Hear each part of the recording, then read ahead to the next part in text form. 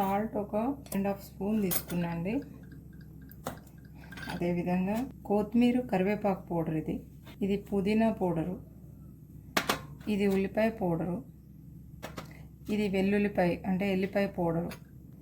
ఇది శుభ్రంగా కలిపేసుకొని పక్కన పెట్టుకోవాలి.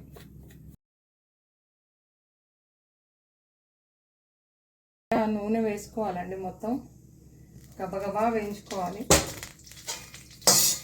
పొడి కలుపుకున్నాం కదండి, ఇది కొంచెం వేసుకోవాలి. వేసుకొని మొత్తం కలిపేసుకోవాలి.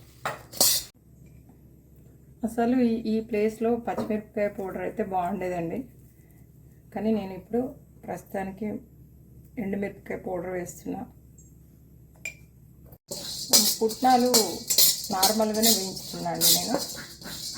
నూనెలు కూడా కావాలంటే వేసుకోవచ్చు. ఇవ్వండి పెద్దవి సగ్గు బియ్యం. పల్లీలు కూడా వేయించుకుంటున్నామండి. ఈ పల్లీలు వేగే కదని మొత్తం తీసేసుకుంటున్నాం. ఇదిగోండి కాజు వేసుకుంటున్నాను. అదేవిధంగా కొంచెం కొబ్బరి అంటే ఒక కప్పెడు, ఎందుకంటే మేము చాలా సన్నగా తరిగామండి.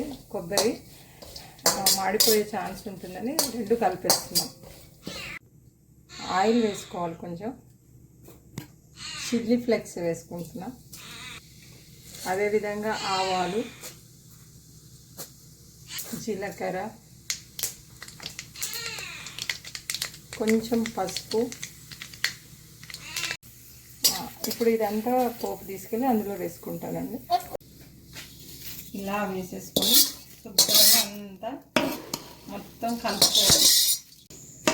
ఇప్పుడు చూడండి అన్ని కలర్స్ కలిసి చాలా బాగుంటుంది. పూర్తి కలిపాక చూపిస్తాను. పూర్తిగా కలిపిస్తాను. పొడి పొడిగా మసాలా మంచిగా అంటుకుంది.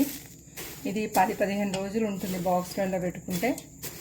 మొత్తం దీన్ని మాయిశ్చరైజర్ పోయే వరకు ఉంచి దీన్ని గట్టిగా మూత పెట్టుకుంటే సరిపోతుంది.